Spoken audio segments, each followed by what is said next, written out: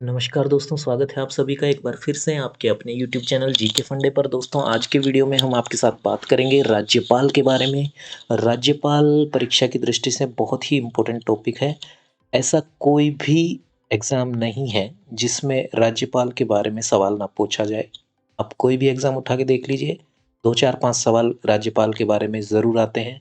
चाहे वो central government का एग्ज़ाम हो, चाहे फिर राजस्थान गवर्नमेंट के लिए रिक्रूटमेंट हो या फिर हरियाणा गवर्नमेंट के लिए हो। आप कोई भी एग्ज़ाम उठा के देखिए। तो इस वीडियो को ध्यान से देखिए और कमेंट करके वीडियो के बारे में कोई भी दिक्कत परेशानी हो आप पूछ सकते हैं। चैनल पर यदि नए हैं तो चैनल को सब्सक्राइब कर सकते हैं। बगल में दी हुई घंटी के आइकन को ऑल पे सेट कर लीजिए ताकि आने वाले अच्छे-अच्छे वीडियोज़ की जानकारी आपको सबसे पहले नोटिफ़िकेशंस के थ्रू मिल सके। तो चलिए शुरुआत कर लेते हैं। भारत के संविधान में राज्य में सरकार की उसी तरह परिकल्पना की गई है जैसे कि केंद्र के लिए। इसे संसदीय व्यवस्था कहते हैं। संविधान के छठे भाग में राज्य में सरकार के बारे में बताया गया है। कौन से भाग में? छठे भाग में राज्य सरकार का जिक्र है संविधान के छठे भाग में, याद रखिएगा। लेकिन यह व्यवस्था जम्मू और कश्मीर राज्य के लिए लागू नहीं होती है। इसे विशेष दर्जा प्राप्त है और राज्य का स्वयं का अपना संविधान है। संविधान के छठे भाग के अनुच्छेद 153 से 167 तक राज्य कार्यपालिका के बारे में बताया गया है। राज्य कार्यपालिका में शामिल होते हैं राज्यपाल, मुख्यमंत्री, मंत्रिपरिषद और राज्य महाधिवक्ता, जिसको कि एडवोकेट जनरल कहते हैं। तो ये भी इम्पोर्टेंट पॉइंट है, याद रखिएगा। राज्य कार्यपालिका यानी कि स्टेट एग्जीक्यूटिव में कौन कौन होते हैं? 4 लोग होते हैं, governor, CM, council of minister तथा एडवोकेट जनरल। ठीक है, राज्यपाल, मुख्यमंत्री, मंत्रिपरिषद और महाधिवक्ता, ये चारों मिलकर क्या बनाते हैं? राज्य कार्यपालिका। ठीक है। केंद्र कार्यपालिका की अगर बात की जाए तो उसमें कौन कौन होते हैं? राष्ट्रपति, प्रधानमंत्री और मंत्रिमंडल। ठीक है, ये होता है केंद्र का कार्यपालिका का संरचना। चलिए आगे देखिए। इस तरह राज्य में उपराज्यपाल का कोई कार्यालय नहीं होता है जैसे कि केंद्र में उपराष्ट्रपति होते हैं। देखिए, राज्यपाल राज्य का कार्यकारी प्रमुख यानी कि संवैधानिक मुखिया होता है। राज्यपाल केंद्र सरकार के प्रतिनिधि के रूप में भी कार्य करता है। इस तरह राज्यपाल कार्यकाल दोहरी भूमिका निभाता है। ठीक है, राज्यपाल का जो कार्यालय है दोहरी भूमिका निभाता है। सामान्यतः प्रत्येक राज्य के लिए एक राज्यपाल होता है। ठीक है, लेकिन सातवें संविधान के 7वें संशोधन अधिनियम 1956 की धारा के अनुसार एक ही व्यक्ति 2 या 2 से अधिक राज्यों का राज्यपाल नियुक्त किया जा सकता है। तो ध्यान रखिएगा, संविधान का 7वां संशोधन हुआ था, उसके बाद में एक ही व्यक्ति को 2 या 2 से अधिक राज्यों का राज्यपाल नियुक्त किया जा सकता है। ठीक है, अब देखिए राज्यपाल की नियुक्ति। राज्यपाल न तो जनता द्वारा सीधे चुना जाता है और न ही अप्रत्यक्ष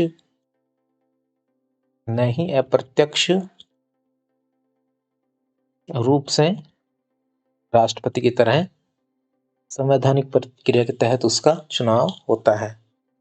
उसकी नियुक्ति राष्ट्रपति के मोहर लगे आज्ञा पत्र के माध्यम से होती है। इसी प्रकार वह केंद्र सरकार द्वारा मनोनीत होता है। लेकिन उच्चतम न्यायालय की 1989 की व्यवस्था के अनुसार राज्य में राज्यपाल का कार्यकाल केंद्र सरकार के अधीन रोजगार नहीं है। तो ये भी एक इम्पोर्टेंट पॉइंट है कि राज्यपाल का जो कार्यालय होता है वह केंद्र सरकार के अधीन कोई रोजगार नहीं माना जाता। ठीक है, यह एक स्वतंत्र संवैधानिक कार्यालय होता है और यह केंद्र सरकार के अधीनस्थ नहीं है। ठीक है, संविधान में वयस्क मताधिकार के तहत राज्यपाल के सीधे निर्वाचन की बात उठी, लेकिन संविधान सभा ने वर्तमान व्यवस्था यानी राष्ट्रपति द्वारा राज्यपाल की नियुक्ति को ही अपनाया, जिसके निम्नलिखित कारण है। इस कारण से इस व्यवस्था को अपनाया गया कि भाई राष्ट्रपति ही राज्यपाल की नियुक्ति करेगा। उसके कारण क्या क्या है देख लीजिए। पहला कारण, राज्यपाल का सीधा निर्वाचन राज्य में स्थापित संसदीय व्यवस्था की स्थिति के प्रतिकूल हो सकता है। ठीक है, दूसरा कारण, सीधे चुनाव की व्यवस्था से मुख्यमंत्री और राज्यपाल के बीच संघर्ष की स्थिति पैदा हो सकती है। तीसरा रीज़न था कि राज्यपाल सिर्फ संवैधानिक मुखिया होता है, इसलिए इसके निर्वाचन के लिए चुनाव की जटिल व्यवस्था और भारी धन खर्च करने की कोई अर्थ नहीं है। अगला कारण क्या था?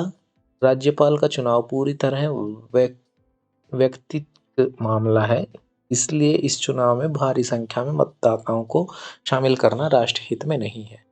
पांचवा कारण, एक निर्वाचित राज्यपाल स्वाभाविक रूप से किसी न किसी दल से जुड़ा होगा और वह निष्पक्ष व निस्वार्थ मुखिया नहीं हो सकता। ठीक है। छठा देखिए, राज्यपाल के चुनाव से अलगाववाद की धारणा पनपेगी जो राजनीतिक स्थिरता और देश की एकता को प्रभावित करेगी।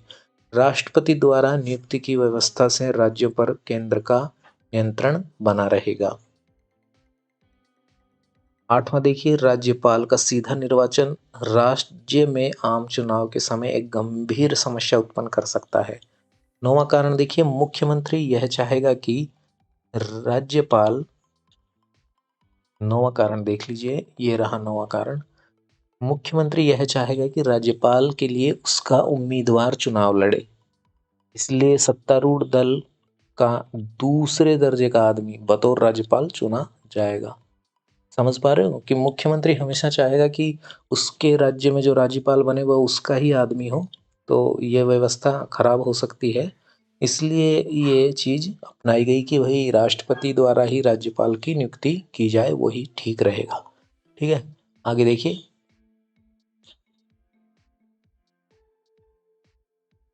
संविधान ने राज्यपाल के रूप में नियुक्त किए जाने, इसलिए अमेरिकी मॉडल जहां राज्य का राज्यपाल सीधे चुना जाता है को छोड़ दिया गया, और कनाडा जहां राज्यपाल को केंद्र द्वारा नियुक्त किया जाता है संविधान सभा द्वारा स्वीकृत किया गया। संविधान ने राज्यपाल के रूप में नियुक्त किए जाने वाले व्यक्ति के लिए दो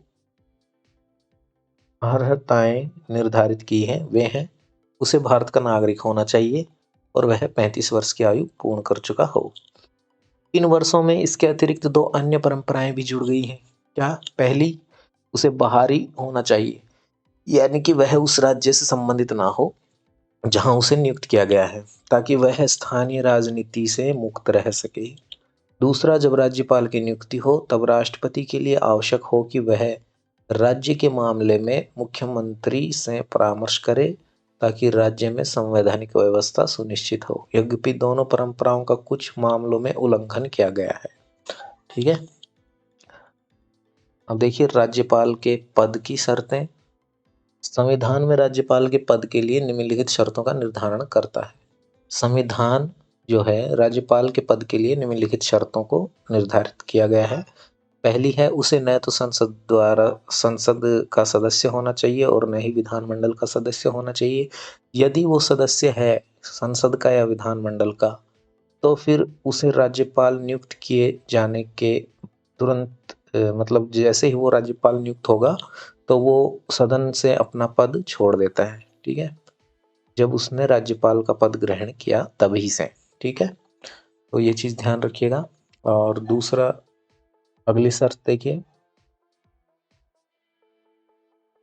उसे किसी लाभ के पद पर नहीं होना चाहिए। ठीक है, बिना किसी किराए के उसे राजभवन आधिकारिक निगम उपलब्ध होगा। वह संसद द्वारा निर्धारित सभी प्रकार की उपलब्धियों, विशेष अधिकारों और भत्तों के लिए अधिकृत होगा। यदि वही व्यक्ति दो या दो से अधिक राज्यों में बतौर राज्यपाल नियुक्त होता है तो ये उपलब्धियां और भत्ते राष्ट्रपति द्वारा तय मानकों के हिसाब से राज्य मिलकर प्रदान करेंगे। आप समझ पा रहे हो, एक ही व्यक्ति अगर दो राज्यों का राज्यपाल बन गया है तो राष्ट्रपति ये निर्धारित करेंगे कि कौन सा राज्य कितना परसेंट भत्ता अपना हिस्सा राज्यपाल को देगा। समझ रहे हो, जो राज्यपाल को जो उसकी सैलरी वगैरह और जो भी भत्ते वगैरह देने होते हैं, तो ये राष्ट्रपति निर्धारित करेगा कि भाई ये राज्य इतना देगा और दूसरा राज्य इतना देगा। ठीक है, अगर दो राज्यों का राज्यपाल एक व्यक्ति होता है तो। अब देखिए आगे, कार्यकाल के दौरान उसकी आर्थिक उपलब्धियों और भत्तों को कम नहीं किया जा सकता। ये भी काफी इंपॉर्टेंट पॉइंट है। जब तक वो राज्यपाल के पद पर रहेगा तो आप उसके भत्तों वगैरह को कम नहीं कर सकते हो। ठीक है, घटाया नहीं जा सकता।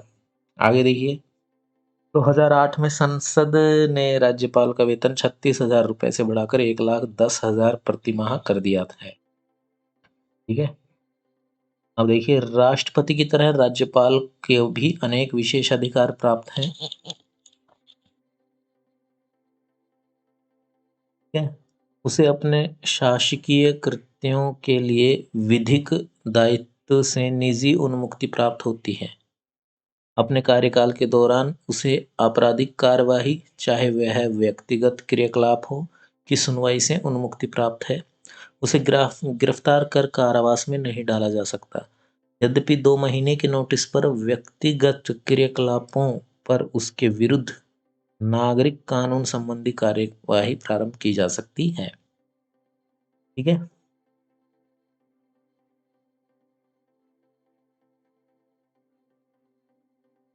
कार्यभार ग्रहण करने से पहले राज्यपाल सत्यनिष्ठा की शपथ लेता है। शपथ में राज्यपाल प्रतिज्ञा करता है कि वह निष्ठापूर्वक दायित्वों का निर्वहन करेगा और संविधान और विधि की रक्षा, संरक्षण और प्रतिरक्षा करेगा। ठीक है, स्वयं को राज्य की जनता के हित व सेवा में समर्पित करेगा। राज्यपाल को शपथ संबंधी राज्य के उच्च न्यायालय के मुख्य न्यायाधीश, राज्यपाल की शपथ जो होती है, राज्यपाल को शपथ कौन दिलवाता है? संबंधित राज्य के, मतलब जिस भी राज्य में वह नियुक्त है राज्यपाल के पद पर, उसी राज्य का जो हाई कोर्ट होता है, उसका जो चीफ जस्टिस होता है, वह उससे शपथ दिलवाता है। अगर चीफ जस्टिस एब्सेंट है, अनुपस्थित है, तो वहाँ का जो सीनियर मोस्ट, वरिष्ठतम न्यायाधीश होता है, वो शपथ दिलवाते हैं। ठीक है, अब देखिए, किसी अन्य व्यक्ति को भी राज्यपाल के पद के दायित्वों को निर्वहन करने की इसी प्रकार शपथ लेनी होती है। अगर कोई अन्य व्यक्ति राज्यपाल की अब्सेंस में या राज्यपाल की मृत्यु पर राज्यपाल का कार्यभार संभालता है, तो उसे भी इसी प्रकार की शपथ लेनी होती है पद संभालने से पहले। अब देखिए, राज्यपाल के पद की शर्तें मैंने आपको बता ही दी हैं। अब अगला है कि राज्यपाल की पदावधि। सामान्यतः राज्यपाल का कार्यकाल पद ग्रहण से 5 वर्ष की अवधि तक होता है, किंतु वास्तव में वह राष्ट्रपति के प्रसाद पर्यंत पद धारण करता है। मतलब राष्ट्रपति चाहे तो उसे 10 साल तक रख सकता है, नहीं हटाए, लेकिन नॉर्मली 5 साल का कार्यकाल होता है राज्यपाल का। ठीक है, इसके अलावा वह कभी भी राष्ट्रपति को संबोधित कर अपना त्यागपत्र दे सकता है। तो राज्यपाल, गवर्नर जो है, अपना रिजाइन लेटर किसको देगा? वो राष्ट्रपति को देगा। ठीक है, अब देखिए, उच्चतम न्यायालय ने यह व्यवस्था दी है कि राज्यपाल के ऊपर राष्ट्रपति के प्रसाद पर्यंत का मामला न्यायपूर्ण नहीं है। राज्यपाल के पास न तो कार्यकाल की सुरक्षा है और न ही कार्यकाल की निश्चितता है। उसे राष्ट्रपति द्वारा किसी भी समय वापस बुलाया जा सकता है। संविधान ने ऐसी कोई विधि नहीं बनाई है जिसके तहत राष्ट्रपति राज्यपाल को हटा दे। इसलिए वीपी सिंह के नेतृत्व वाली राष्ट्रीय मोर्चा सरकार 1989 ने उन सभी राज्यपालों से त्यागपत्र मांग लिया था जिन्हें कांग्रेस सरकार द्वारा नियुक्त किया गया था। अंततः कुछ राज्यपालों को बदला गया था, जबकि कुछ को बने रहने दिया गया था। यही प्रक्रिया 1991 में दोहराई गई, जब पीवी नरसिम्हा राव के नेतृत्व में कांग्रेस की सरकार बनी। पीवी नरसिम्हा राव और चंद्रशेखर सरकार द्वारा नियुक्त 14 राज्यपालों को बदल दिया गया था। राष्ट्रपति एक राज्यपाल को उसके बचे हुए कार्यकाल के लिए किसी दूसरे राज्य में स्थानांतरित कर सकते हैं। समझ रहे हो? जैसे कोई व्यक्ति किसी राज्य का राज्यपाल है और 3 साल उसने वहां काम कर लिया है, तो 2 साल के लिए उसे हो सकता है कोई दूसरे राज्य का राज्यपाल भी बना सकते हैं राष्ट्रपति। इसी तरह एक राज्यपाल जिसका कार्यकाल पूरा हो चुका है को भी उस राज्य या अन्य राज्य में दोबारा नियुक्त किया जा सकता है।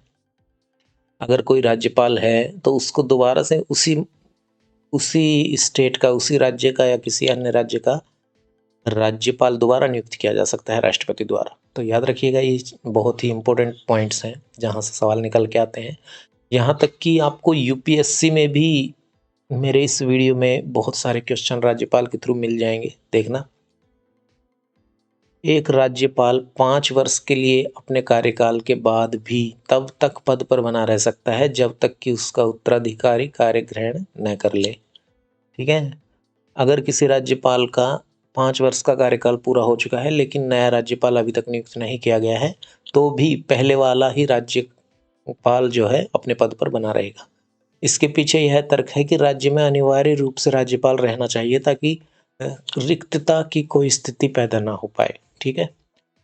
राष्ट्रपति को जब यह लगे कि अकस्मात कोई घटना हो रही है जिसका संविधान में उल्लेख नहीं है, तो वह राज्यपाल के कार्यों के निर्वहन के लिए उपबंध बना सकता है।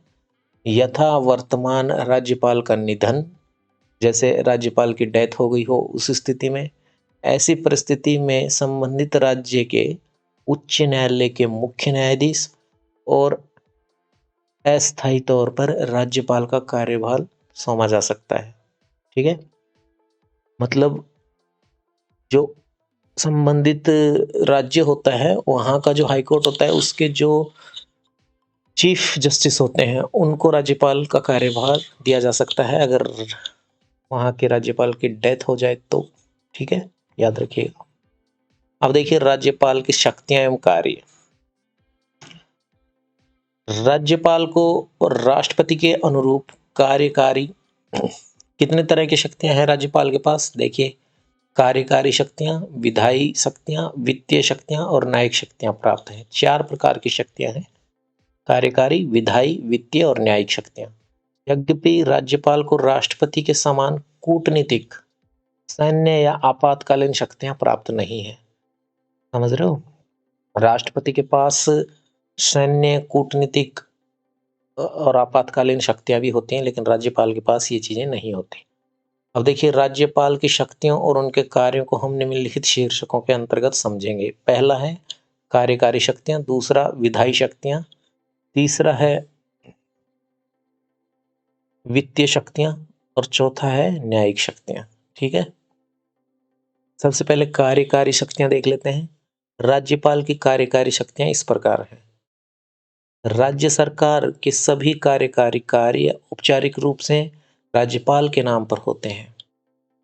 वह इस संबंध में नियम बना सकता है कि उसके नाम से बनाए गए और कार्य निष्पादित आदेश और अन्य प्रपत्र कैसे प्रमाणित होंगे। वह राज्य सरकार के कार्य के लेन देन को अधिक सुविधाजनक और उक्त कार्य के मंत्रियों में आवंटन हेतु नियम बना सकता है। वह मुख्यमंत्री एवं अन्य मंत्रियों को नियुक्त करता है। वे सब राज्यपाल के प्रसाद पर्यंत पद धारण करते हैं। छत्तीसगढ़, मध्य प्रदेश, झारखंड तथा उड़ीसा में राज्यपाल द्वारा नियुक्त जनजाति कल्याण मंत्री होगा। बिहार राज्य 94 संशोधन अधिनियम 2006 द्वारा इस प्रावधान से बाहर रखा गया है। तो ये कुछ राज्य हैं, छत्तीसगढ़, एमपी, झारखंड और उड़ीसा। ये 4 राज्य ऐसे हैं कि यहाँ पे राज्यपाल जो है एक जनजाति कल्याण मंत्री नियुक्त करता है। पहले इसमें बिहार भी था, लेकिन 94वां जो संशोधन हुआ उसके बाद से बिहार को इस प्रावधान से बाहर कर दिया गया है।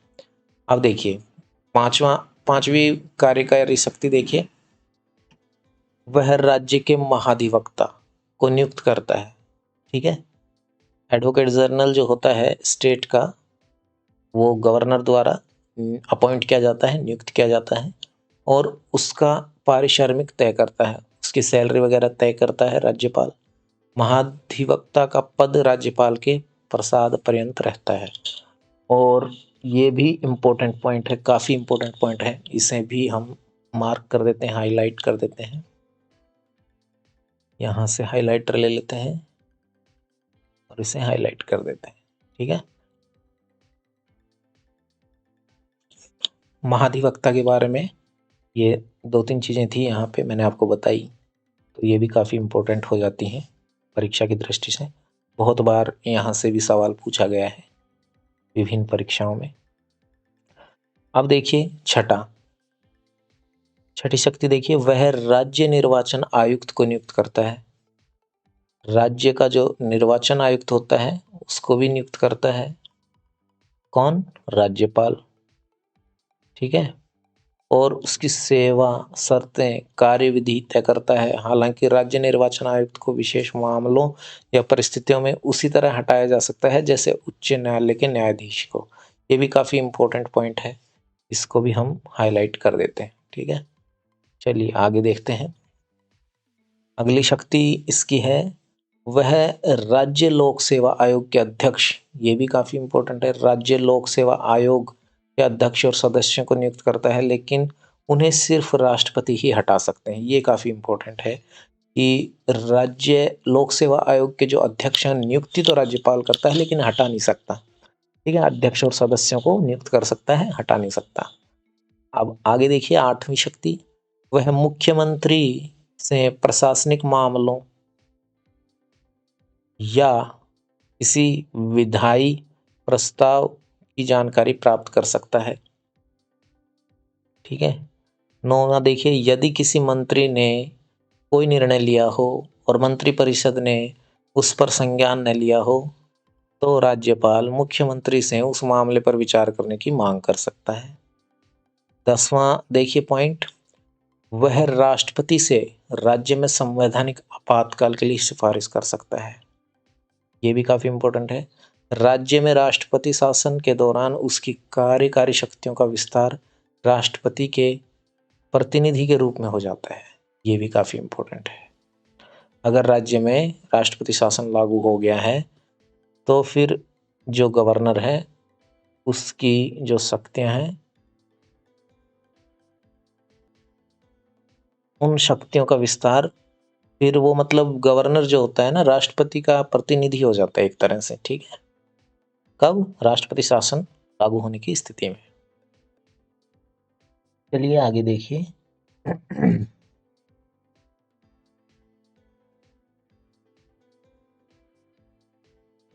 11 बिंदु देखिए, वह राज्य के विश्वविद्यालयों का कुलाधिपति होता है। स्टेट में जितनी भी यूनिवर्सिटीज होती हैं उनका कुलाधिपति कौन होता है? राज्यपाल। वह राज्य के विश्वविद्यालयों के कुलपतियों की नियुक्ति भी करता है।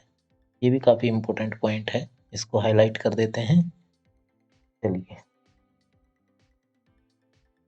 अब पढ़ेंगे विधायी शक्तियां। तो विधायी शक्तियों में आप देखिए, सबसे पहले राज्यपाल राज्य विधानसभा का अभिन्न अंग होता है। इस नाते से उसकी निम्नलिखित विधायी शक्तियां एवं कार्य होते हैं। पहला, वह राज्य विधानसभा के सत्र को आहूत या सत्रावसान और विघटित करता है। ठीक है। वह विधानमंडल के प्रत्येक चुनाव के पश्चात पहले और प्रतिवर्ष के पहले सत्र को संबोधित कर सकता है। वह किसी सदन या विधानमंडल के सदनों को विचाराधीन विधेयकों या अन्य किसी मसले पर संदेश भेज सकता है।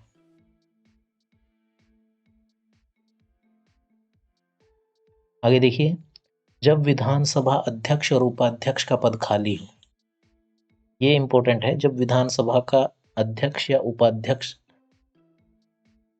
अध्यक्ष और उपाध्यक्ष दोनों का पद एक साथ खाली हो तो वह विधानसभा के किसी सदस्य को कार्यवाही सुनिश्चित करने के लिए नियुक्त कर सकता है।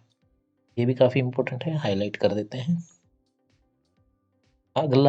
अगली विधायी शक्ति देखिए, राज्य विधान परिषद के कुल सदस्यों के 6वें भाग को वह नामित कर सकता है, जिन्हें साहित्य, विज्ञान, कला, सहकारिता, आंदोलन, समाज सेवा का ज्ञान हो। ठीक है, ये भी इंपॉर्टेंट है। राज्य विधान परिषद के कुल सदस्यों के 6वां भाग को नामित करता है, नॉमिनेशन करता है, राज्यपाल कर सकता है। छठी विधायी शक्ति देखिए, वह राज्य विधानसभा के लिए एक आंग्ल भारतीय एंग्लो इंडियन समुदाय से एक सदस्य की नियुक्ति करता है। ठीक है, एक सदस्य एंग्लो इंडियन कम्युनिटी से नियुक्त करता है। विधानसभा सदस्य की निर्भरता के मुद्दे पर निर्वाचन आयोग से विमर्श करने के बाद वह इसका निर्णय करता है। ये भी काफी इंपॉर्टेंट है। 8वां पॉइंट देखिए, राज्य विधानमंडल द्वारा पारित किसी विधेयक को राज्यपाल के पास भेजे जाने पर, अगर राज्य विधानमंडल किसी विधेयक को राज्यपाल के पास साइन करने के लिए, हस्ताक्षर करने के लिए भेजता है, तो राज्यपाल के पास क्या क्या ऑप्शन होते हैं, विकल्प क्या क्या होते हैं। पहला, वह विधेयक को स्वीकार कर सकता है, या दूसरा, स्वीकृति के लिए उसे रोक सकता है, या फिर तीसरा ऑप्शन होता है, विधेयक को यदि वह धन संबंधी विधेयक न हो तो ही विधानमंडल के पास पुनर्विचार के लिए वापस कर सकता है। हालांकि राज्य विधानमंडल द्वारा पुनः बिना परिवर्तन के विधेयक को पास कर दिया जाता है तो वह राज्यपाल को अपनी स्वीकृति देनी ही होती है। ये पॉइंट समझे आप। जो मनी बिल होते हैं उनके अलावा, मनी बिल को छोड़ दो, उनके अलावा जितने भी नॉर्मल बिल होते हैं उनको यदि राज्यपाल चाहे तो वापस से सदन के पास पुनर्विचार के लिए भेज सकता है। ठीक है, लेकिन अगर विधेयक को बिना किसी परिवर्तन के विधानमंडल दोबारा से भेज दे तो फिर राज्यपाल को उस पर साइन करना ही होता है। ठीक है, मनी बिल को नहीं भेज सकता, धन विधेयक को नहीं भेज सकता वापस। ठीक है, और अगला देखिए, विधेयक को राष्ट्रपति के विचार के लिए सुरक्षित रख सकता है। एक ऐसे मामले में इसे सुरक्षित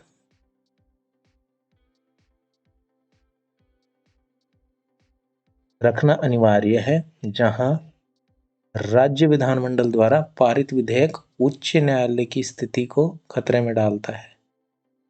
इसके अलावा यदि निम्नलिखित परिस्थितियां हो तब भी राज्यपाल विधेयक को सुरक्षित रख सकता है। देखिए, एक तो ऐसा विधेयक हो कि वहां पे उच्च न्यायालय की जो स्थिति है वो खतरे में पड़ जाए, तो उसको रखना ही होता है सुरक्षित राष्ट्रपति को भेजने के लिए। और कब कब रख सकता है राष्ट्रपति के पास, कब कब भेज सकता है, कौन से विधेयक भेज सकता है? ऐसा विधेयक जिसमें अधिकारिता अर्थात संविधान के उपबंधों का विरुद्ध हो, या फिर राज्य नीति निर्देशक तत्वों के विरुद्ध हो, देश के व्यापक हित के विरुद्ध हो, या फिर राष्ट्र महत्व का हो, या फिर संविधान के अनुच्छेद 31 के आर्टिकल 31A जो है के तहत संपत्ति के अनिवार्य अधिग्रहण से संबंधित हो। ठीक है, तो ये कुछ विधेयक हैं जिसके राज्यपाल सेव रखता है राष्ट्रपति के लिए। ठीक है, अब देखिए, जब राज्य विधानमंडल का सत्र न चल रहा हो तो वह औपचारिक रूप से अध्यादेश की घोषणा कर सकता है। इन विधेयकों की राज्य विधानमंडल से 6 हफ्तों के भीतर स्वीकृति होनी आवश्यक है।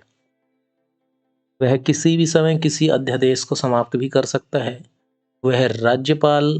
यह राज्यपाल का सबसे महत्वपूर्ण अधिकार है। तो ये भी काफी इंपॉर्टेंट पावर है राज्यपाल की,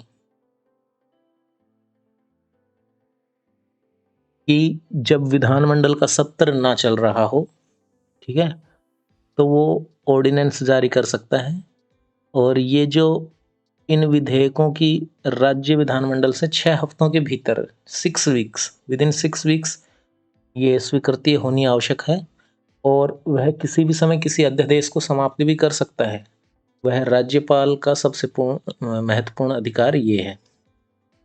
अगला देखिए, वह राज्य के लेखों से संबंधित राज्य वित्त आयोग, राज्य लोक सेवा आयोग और नियंत्रक एवं महालेखा परीक्षक की रिपोर्ट को राज्य विधानसभा के सामने प्रस्तुत करता है। ये भी काफी इंपॉर्टेंट पॉइंट है। यहीं से सवाल बनते हैं दोस्तों, जो मैं हाईलाइट कर रहा हूं। अब हम पढ़ेंगे राज्यपाल की वित्तीय शक्तियां। राज्यपाल की वित्तीय शक्तियां एवं कार्य इस प्रकार हैं। वह सुनिश्चित करता है कि वार्षिक वित्तीय विवरण, यानी कि राज्य का जो बजट होता है उसको राज्य विधानमंडल के सामने रखा जाए, ये सुनिश्चित कर्म करता है राज्यपाल करता है। दूसरा, धन विधेयकों को, यानी मनी बिल जो होते हैं, धन विधेयकों को राज्य विधानसभा में उसी की पूर्व सहमति के बाद ही प्रस्तुत किया जा सकता है। ठीक है, बिना उसकी आज्ञा के, राज्यपाल की स्वीकृति के बिना आप किसी मनी बिल को विधानसभा में प्रस्तुत नहीं कर सकते। ठीक है, राज्य में जो विधानसभा होती है वह इक्विवेलेंट होती है स्टेट सेंटर में जो लोकसभा होती है उसके। ठीक है, और राज्यसभा के इक्विवेलेंट कौन होता है? विधान परिषद।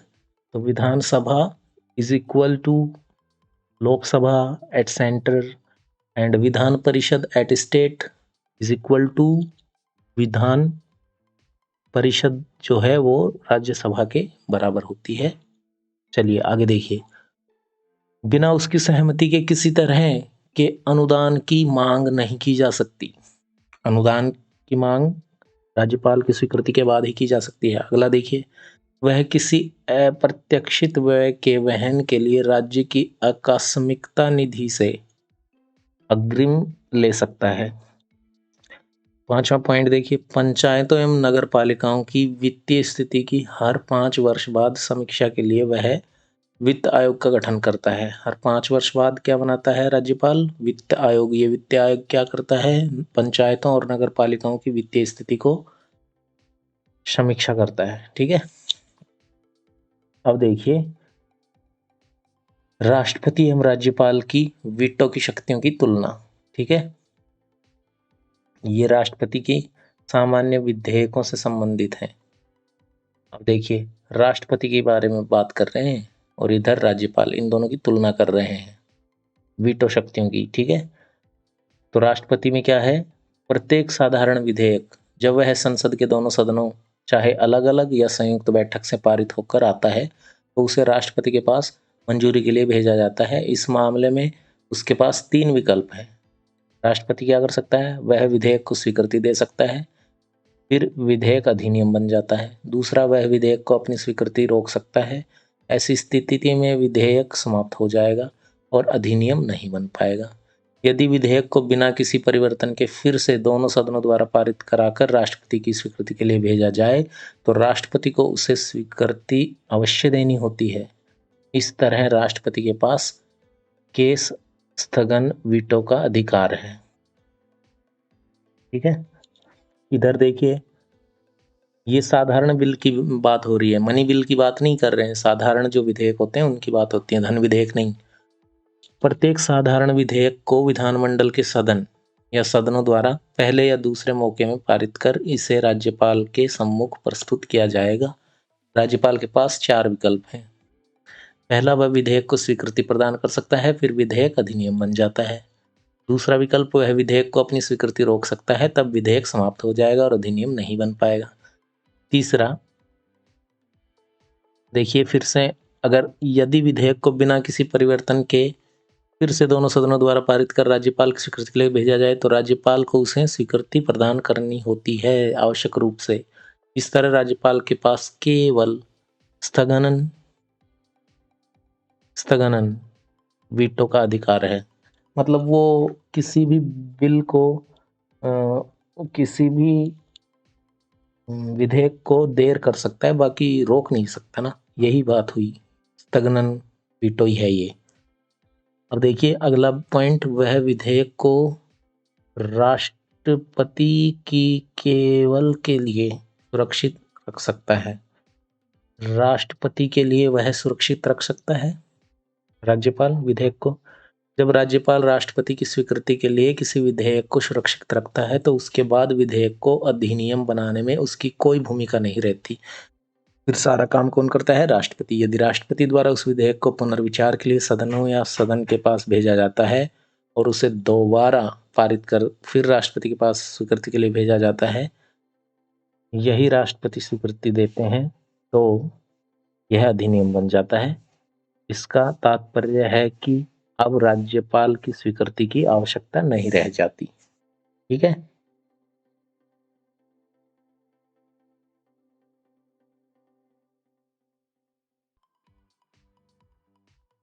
चलिए अब राष्ट्रपति वाली देखते हैं, राष्ट्रपति का केस क्या है। देखिए, जब कोई विधेयक राज्यपाल द्वारा राष्ट्रपति के विचाराधीन सुरक्षित रखा जाता है तो राष्ट्रपति के पास तीन विकल्प होते हैं। पहला, वह विधेयक को स्वीकृति दे सकता है जिसके बाद वह अधिनियम बन जाएगा। दूसरा, वह विधेयक को अपनी स्वीकृति रोक सकता है। ठीक है, राष्ट्रपति की बात कर रहे हैं। राज्यपाल ने स्वीकृति के लिए राष्ट्रपति के पास भेजा तो राष्ट्रपति क्या कर सकता है, विधेयक को अपनी स्वीकृति रोक सकता है, फिर विधेयक खत्म हो जाएगा और अधिनियम नहीं बन पाएगा। वह विधेयक को राज्य विधान परिषद के सदन या सदनों के पास पुनर्विचार के लिए भेज सकता है। सदन द्वारा 6 महीनों के भीतर इस पर पुनर्विचार करना आवश्यक है। यदि विधेयक को कुछ सुधार के बिना या सुधार के राष्ट्रपति की स्वीकृति के लिए दोबारा भेजा जाए तो राष्ट्रपति इसे स्वीकृति देने के लिए बाध्य नहीं है। वह स्वीकृत कर भी सकता है और नहीं भी कर सकता। ठीक है, तो राष्ट्रपति के केस में कोई बाध्य नहीं है, राष्ट्रपति की स्वीकृति देनी जरूरी है दोबारा भेजने पर। ठीक है, कौन से विधेयक पे, जो विधेयक राज्यपाल ने भेजा है। ठीक है, अब देखिए अगला जो तुलना करी गई है वो धन विधेयकों से संबंध में करी गई है, राष्ट्रपति और राज्यपाल की शक्तियों को लेकर। तो देखिए, राष्ट्रपति के बारे में देख लेते हैं। संसद द्वारा पारित प्रत्येक वित्त विधेयक को जब राष्ट्रपति के पास स्वीकृति के लिए भेजा जाता है तो उसके पास दो विकल्प होते हैं। पहला, वह धन विधेयक को स्वीकृति दे दे ताकि अधिनियम बन जाए। दूसरा, वह स्वीकृति ना दे, तब विधेयक समाप्त हो जाएगा और अधिनियम नहीं बन पाएगा। यहाँ पे देखिए, धन विधेयकों से संबंधित राज्यपाल के पास कोई भी वित्त विधेयक जब राज्य विधानमंडल द्वारा पारित कर राज्यपाल की स्वीकृति के लिए भेजा जाता है तो उसके पास तीन विकल्प होते हैं। पहला, वह विधेयक को अपनी स्वीकृति दे सकता है, जो विधेयक अधिनियम बन जाएगा। वह विधेयक को अपनी स्वीकृति रोक सकता है, जिससे विधेयक समाप्त हो जाएगा और अधिनियम नहीं बन पाता। ठीक है, तीसरा देखिए, राज्यपाल विधेयक को राष्ट्रपति के विचारार्थ सुरक्षित रख सकता है। इस तरह राज्यपाल वित्त विधेयक को पुनर्विचार के लिए राज्य विधानसभा को वापस नहीं कर सकता। वित्त विधेयक को राज्यपाल दोबारा से विचार करने के लिए नहीं कर सकता, वापस भेज नहीं सकता। कौन? राज्यपाल। ठीक है, सामान्यतः उसकी पूर्व अनुमति के बाद ही विधानसभा द्वारा पुनर्स्थापित वित्त विधेयक को वह स्वीकृति दे देता है। जब राज्यपाल राष्ट्रपति के विचारार्थ वित्त विधेयक को सुरक्षित रखता है तो इस विधेयक के क्रियाकलाप पर फिर उसकी कोई भूमिका नहीं रहती। यदि राष्ट्रपति विधेयक को स्वीकृति दे दे तो यह अधिनियम बन जाता है। इसका अर्थ यह है कि राज्यपाल की स्वीकृति अब आवश्यक नहीं है। आगे चलकर राज्यपाल की मंजूरी आवश्यक नहीं है। ठीक है, इस प्रकार अब राष्ट्रपति का देखिए, राष्ट्रपति धन विधेयक को संसद को पुनर्विचार के लिए नहीं लौटा सकता, क्योंकि सामान्यतः राष्ट्रपति वित्त विधेयकों को संसद में पुनर्स्थापित होने के स्वरूप को स्वीकृति दे देते हैं, क्योंकि इसकी उन्होंने ही पूर्व अनुमति दी थी। देखिए, ये जो धन विधेयक होते हैं ये पहले से ही परमिशन लेके संसद में या फिर राज्य विधानमंडल में लाए जाते हैं, तो इसको स्वीकृति वो दे ही देते हैं, राष्ट्रपति और राज्यपाल, क्योंकि उनकी मंजूरी से ही ये पारित होते हैं। ठीक है, जब वित्त विधेयक किसी राज्यपाल द्वारा राष्ट्रपति को विचारार्थ भेजा जाता है तो राष्ट्रपति के पास दो विकल्प होते हैं। पहला, वह धन विधेयक को अपनी स्वीकृति दे दे तो विधेयक अधिनियम बन सकता है। दूसरा, वह उसे अपनी स्वीकृति रोक दे, तब विधेयक खत्म हो जाएगा, अधिनियम नहीं बन पाएगा। इस प्रकार राष्ट्रपति वित्त विधेयक को राज्य विधानसभा के पास पुनर्विचार के लिए नहीं भेज सकता, जैसा कि संसद के मामले में है। ठीक है, अब देखिए, राष्ट्रपति और राज्यपाल की तुलना करते हैं अध्यादेश निर्माण के मामलों में। ठीक है, राष्ट्रपति की देख लेते हैं। सबसे पहले, वह किसी अध्यादेश को केवल तभी प्रख्यापित कर सकता है जब संसद के दोनों सदन या कोई एक सदन सत्र में न हो। दूसरे उपबंध से अभिप्राय है कि राष्ट्रपति तब भी कोई अध्यादेश प्रख्यापित कर सकता है जब केवल एक सदन सत्र में हो क्योंकि कोई भी विधि दोनों सदनों द्वारा पारित की जानी होती है, न कि एक सदन द्वारा। ठीक है। अब यहाँ राज्यपाल को देखिए, वह किसी अध्यादेश को तभी प्रख्यापित कर सकता है जब विधानसभा यदि राज्य में एक परिषदीय व्यवस्था है तो उस केस में विधानसभा सत्र में ना हो, या फिर सत्र में जो सदस्य व्यवस्था है जिसमें विधानसभा और विधान परिषद दोनों होती हैं, तो उस केस में विधानमंडल के सदन सत्र में न हो। दूसरी व्यवस्था कानून के अध्यादेश के बारे में तब लागू होती है जब केवल एक सदन सत्र में न हो, क्योंकि विधेयक का दोनों सदनों से पारित होना जरूरी है। अब राष्ट्रपति का देखिए दूसरा पॉइंट, वह किसी अध्यादेश को तभी प्रख्यापित कर सकता है जब वह देखे कि ऐसी परिस्थितियां बन गई हैं कि त्वरित कदम उठाना आवश्यक है। और इधर राज्यपाल को देखिए, वह इस बात से संतुष्ट हो जब वह इस बात से संतुष्ट हो कि अब ऐसी परिस्थितियां बन गई हैं कि तुरंत कदम उठाना जाना जरूरी है। ये दोनों पॉइंट सेम है। तीसरा देखिए, अध्यादेश निर्माण शक्ति के मामले में उसे संसद के सह अस्तित्व में समान शक्ति है, अर्थात वह उन्हीं विषयों को अध्यादेश जारी करता है जिनके संबंध में संसद विधि बनाती है।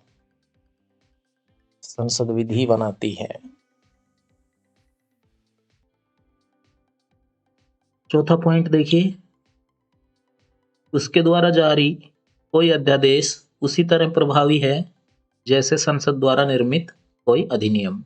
ठीक है। और इधर देखिए तीसरा पॉइंट, अध्यादेश निर्माण की उसकी शक्ति यानी राज्यपाल राज्य विधान परिषद के सह अस्तित्व के रूप में है, यानी वह उन्हीं मुद्दों पर अध्यादेश जारी कर सकता है जिन पर विधानमंडल को विधि बनाने का अधिकार है। चौथा पॉइंट देखिए, राज्यपाल द्वारा जारी अध्यादेश की शक्ति राज्य विधानमंडल द्वारा जारी अधिनियम के समान होती है। राष्ट्रपति में पांचवा पॉइंट देखिए, संसद द्वारा पारित किसी अधिनियम की सीमाओं के बराबर ही उसके द्वारा जारी अध्यादेश की सीमाएं हैं। इसका मतलब उसके द्वारा जारी अध्यादेश अवैध हो सकता है यदि वह संसद द्वारा बना सकने योग्य न हो। राज्यपाल द्वारा अध्यादेश की मान्यता राज्य विधान परिषद के अधिनियम के बराबर है, अर्थात उसके द्वारा जारी अध्यादेश यदि विधान मंडल द्वारा पारित करने की सीमा में नहीं हो तो वह अवैध हो जाएगा। राष्ट्रपति एक अध्यादेश को किसी भी समय वापस कर सकता है, राज्यपाल एक अध्यादेश को किसी भी समय वापस कर सकता है, दोनों सेम शक्तियां हैं। सातवां देखिए, उसकी अध्यादेश निर्माण की शक्ति स्वैच्छिक नहीं। ठीक है। सातवां पॉइंट यहां पे देख लीजिए, उसकी अध्यादेश निर्माण की शक्ति स्वैच्छिक नहीं है। इसका मतलब वह कोई विधि बनाने या किसी अध्यादेश को वापस लेने का काम केवल प्रधानमंत्री के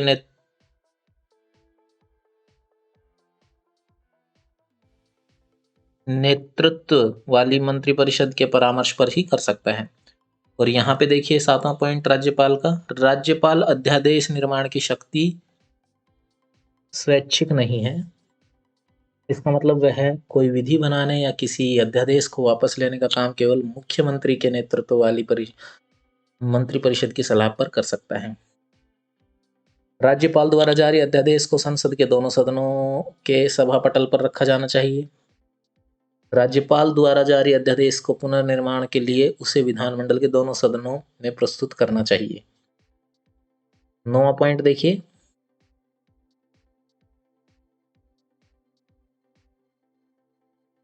उसके द्वारा जारी अध्यादेश यानी राष्ट्रपति द्वारा जारी अध्यादेश सत्र प्रारंभ होने के 6 माह उपरांत समाप्त हो जाता है। यह उस स्थिति में पहले भी समाप्त हो जाता है जब संसद के दोनों सदन इसे अस्वीकृत करने का संकल्प पारित करें। राज्यपाल द्वारा जारी अध्यादेश राज्य विधानमंडल का सत्र प्रारंभ होने के 6 सप्ताह बाद समाप्त हो जाता है। यह इससे पहले भी समाप्त हो सकता है यदि राज्य विधानसभा इसे अस्वीकृत करे और विधान परिषद इससे अस्वीकृत को सहमति दे। राष्ट्रपति अध्यादेश बनाने में किसी निर्देश की आवश्यकता नहीं होती। राज्यपाल बिना राष्ट्रपति के निर्देश के निम्न 3 मामलों में अध्यादेश नहीं बना सकता। पहला, राज्य विधानमंडल में इसकी प्रस्तुति के लिए राष्ट्रपति की पूर्व स्वीकृति आवश्यक हो। दूसरा, यदि वह समान उपबंधों वाले विधेयक को राष्ट्रपति के विचारार्थ आवश्यक माने।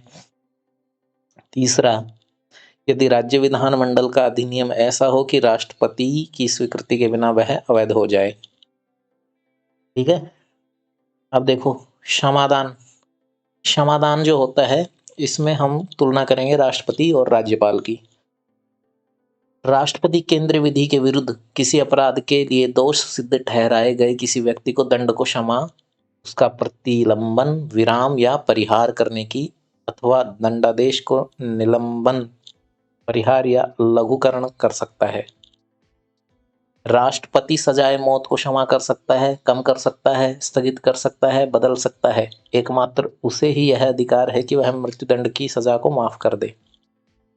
राष्ट्रपति कोर्ट मार्शल के तहत सजा प्राप्त व्यक्ति की सजा माफ कर सकता है, कम कर सकता है, बदल सकता है। राज्यपाल की देखते हैं। राज्यपाल राज्य विधि के तहत किसी अपराध में सजा प्राप्त व्यक्ति को क्षमादान कर सकता है, दंड को स्थगित कर सकता है। राज्यपाल की देखिए, राज्यपाल राज्य विधि के तहत किसी अपराध प्राप्त व्यक्ति को क्षमादान कर सकता है, दंड को स्थगित कर सकता है। राज्यपाल मृत्युदंड की सजा को माफ नहीं कर सकता, चाहे किसी को राज्य विधि के तहत मौत की सजा मिली हो या फिर उसे राज्यपाल की बजाय राष्ट्रपति से समायाचना करनी होगी। लेकिन राज्यपाल इसे स्थगित कर सकता है या पुनर्विचार के लिए कह सकता है, और राज्यपाल इस प्रकार कोई शक्ति प्राप्त नहीं है।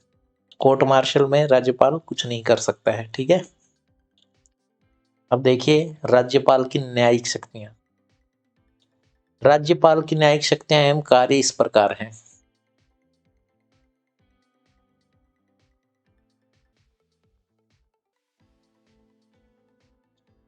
राज्यपाल की न्यायिक शक्तियां एवं कार्य इस प्रकार हैं। राज्य के राज्यपाल को उस विषय संबंधी जिस विषय पर उस राज्यपाल की कार्यपालिका शक्ति का विस्तार है, किसी विधि के विरुद्ध किसी अपराध के लिए सिद्ध दोष ठहराए गए व्यक्ति को दंड को क्षमा कर सकता है, उसका प्रतिविलंबन, विराम या परिहार करने की अवस्था दंडादेश के निलंबित, परिहार या लघुकरण की शक्ति होगी। ठीक है। राष्ट्रपति राज्यपाल द्वारा संबंधित राज्य के उच्च न्यायालय के न्यायाधीश की नियुक्ति के मामले में राष्ट्रपति से विचार करता है। ठीक है। राज्यपाल क्या करता है? राष्ट्रपति से विचार करता है जब हाई कोर्ट के चीफ जस्टिस की नियुक्ति की जाती है। तीसरा, वह राज्य उच्च न्यायालय के साथ विचार कर जिला न्यायाधीशों की नियुक्ति, स्थानांतरण और प्रोन्नति कर सकता है। ठीक है। चौथा, वह राज्य न्यायिक आयोग से जुड़े लोगों की नियुक्ति भी कर सकता है।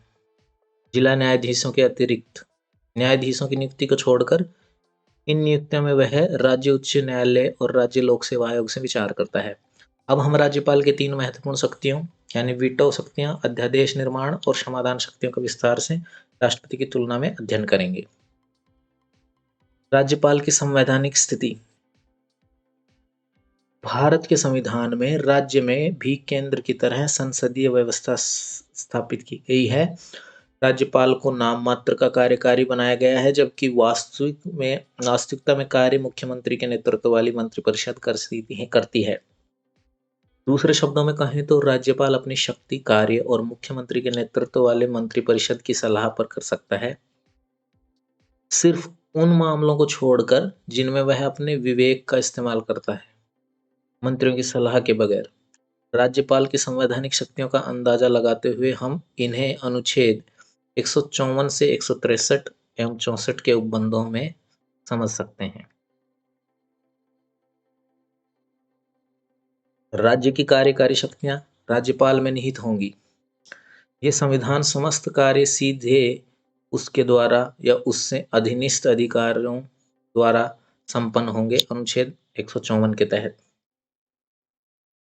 राज्यपाल अपने विवेकाधिकार वाले कार्यों के अलावा अनुच्छेद 163 अपने अन्य कार्यों को करने के लिए राज्यपाल को मुख्यमंत्री के नेतृत्व वाली मंत्रिपरिषद से सलाह लेनी होगी।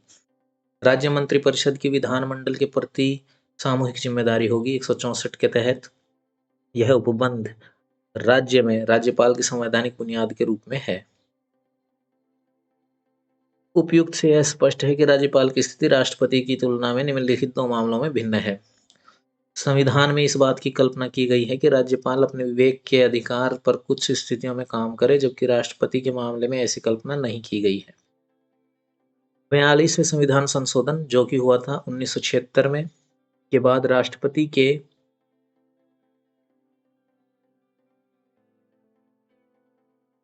लिए मंत्रियों की सलाह की बाध्यता तय कर दी गई है, जबकि राज्यपाल के संबंध में इस तरह की कोई उपबंध नहीं है।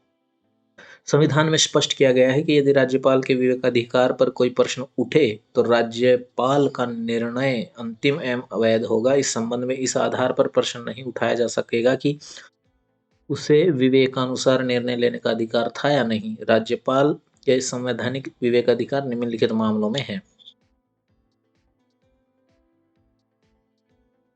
पहला देखिए, राष्ट्रपति के विचारार्थ किसी विधेयक को आरक्षित करना। दूसरा, राज्य में राष्ट्रपति शासन की सिफारिश करना।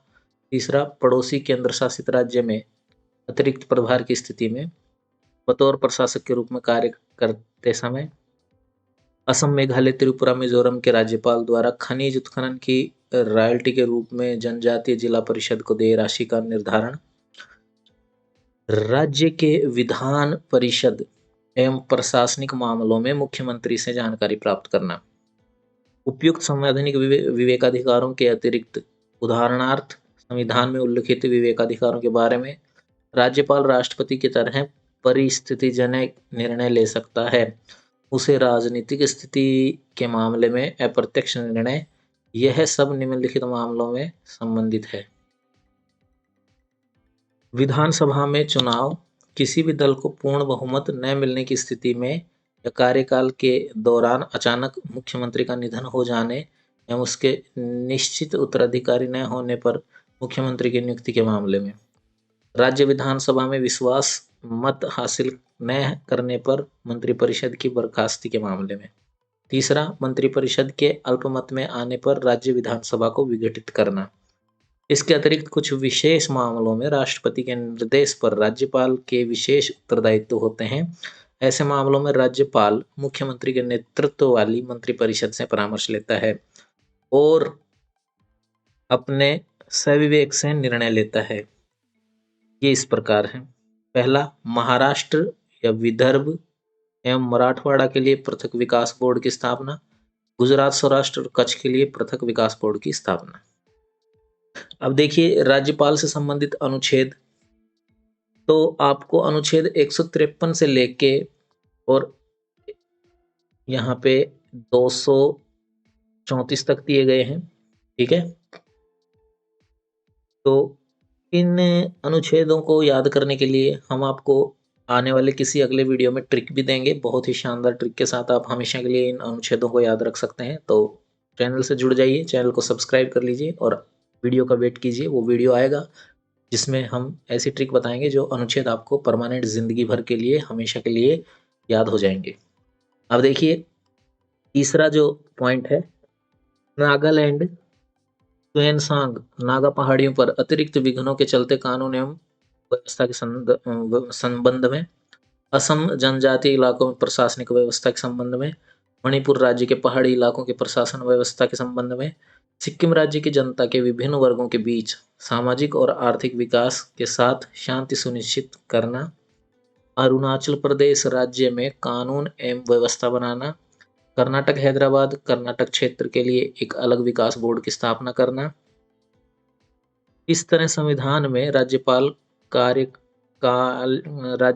कार्यालय के मामले में भारतीय संघीय ढांचे के तहत दोहरी भूमिका तय की गई है। वह राज्य का संवैधानिक मुखिया होने के साथ साथ केंद्र अर्थात राष्ट्रपति का प्रतिनिधि भी होता है। ठीक है, तो दोस्तों ये वीडियो था, हमने आपको राज्यपाल के बारे में सब कुछ बता दिया है। अभी वीडियो से संबंधित कोई भी परेशानी, दिक्कत, सवाल आपके दिमाग में हो, आप कमेंट करके पूछ सकते हैं, हम आपको ज़रूर से रिप्लाई करेंगे। चैनल पर यदि आप नए हैं तो चैनल को सब्सक्राइब कर लीजिए, बेल आइकन को ऑल पे सेट कर लीजिए, ताकि आने वाले उपयोगी वीडियोज़ की जानकारी आपको नोटिफिकेशन के थ्रू सबसे पहले मिल सके। मैं मिलता हूँ आप सभी को अगले किसी वीडियो में, तब तक के लिए आप रखिए अपना ख्याल। टाटा, बाय बाय, जय हिंद।